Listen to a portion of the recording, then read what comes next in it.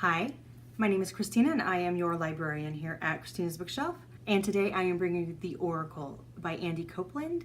This is YA fantasy. It's probably one of the best YA books I've read this year. We're dealing with demons and angels and guardians and the Nephilim. This is not your typical YA angst. There's going to be some incredible sadness in this story, incredibly hard truths that need to be faced. So let me kind of get going here instead of rambling on about how much I loved it and the emotions that came with it. Rhennan recently turned 18, and when she did, weird things started happening like pretty much immediately. When before she couldn't remember her dreams, now she remembers them vividly. And they're never like the good kind of dreams. They're not the I accidentally showed up naked at school dreams. They're really intense and realistic, almost to the point they could be considered visions. She starts to get kind of the feelings of people, like who has a good aura versus a bad aura, who she wants to hang around with, who she doesn't. But her family is keeping something from her. Her grandmother and mother are constantly butting heads. Her mother has never been one of those overly flowing with love kind of people. It's kind of like me with plants. I look at them and think, oh, that flower is beautiful. Do I water it? No. Don't even think about it. Do I put the nutrients in it? No. It doesn't even cross my mind. And then it starts to die, and my husband says, why is this plant dying? And I was like, oh yeah, it's real. It needs to be taken care of. And then I always look at him and say, at least the kids are alive. Ha ha ha. That's kind of the situation here. Rhennan's mother knows she has two daughters. She feeds them food, but no love. So these two girls are thick as thieves. I mean, they are the best of friends because they are the ones that are constantly providing each other with love.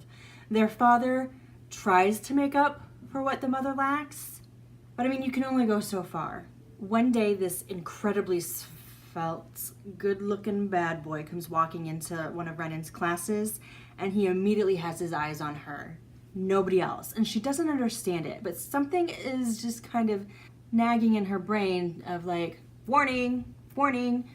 Does she listen? I'll let you be the judge of that.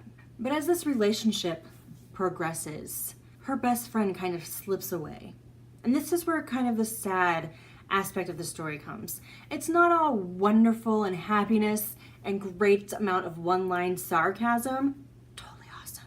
But we do have reality that bumps its ugly head in here, even if it's a reality of a fantasy world. And Rhennan kind of makes this huge error in judgment. And I want to say, yes, she's an adult and she needs to take 100% responsibility for her actions.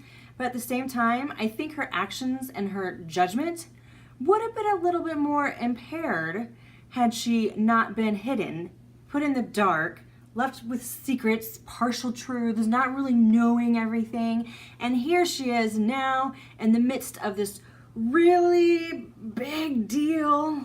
And she thinks there's only one way to get out of it. Now, it was a horrible decision, and it backfired in many ways, and now we're back into this other realm, this other dimension. We don't know anything about it. Nobody's telling the truth. People are lying. You kind of have backstabbing and half-truths and secrecy all over again.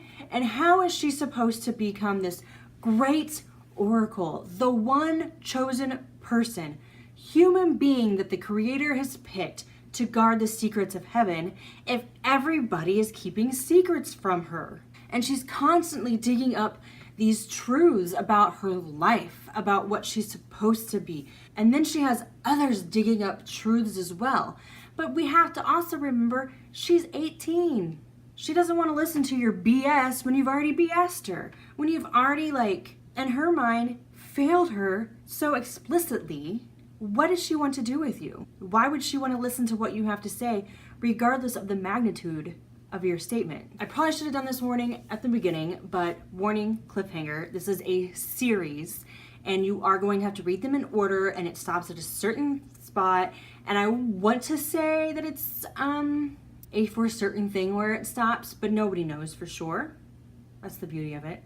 We seem to have a love triangle that started. I mean, my opinion, I want for somebody to finally go, she gets both of them, but this is YA. So I am giving The Oracle by Andi Copeland 5 stars. 5 fantastic, glittery, over-the-top, wonderful stars. I'm so excited for the next book. I blabbed on and on to the author about how I loved certain points, hated certain points, was falling in love with this character. Oh my holy hell beans, what were you doing with this?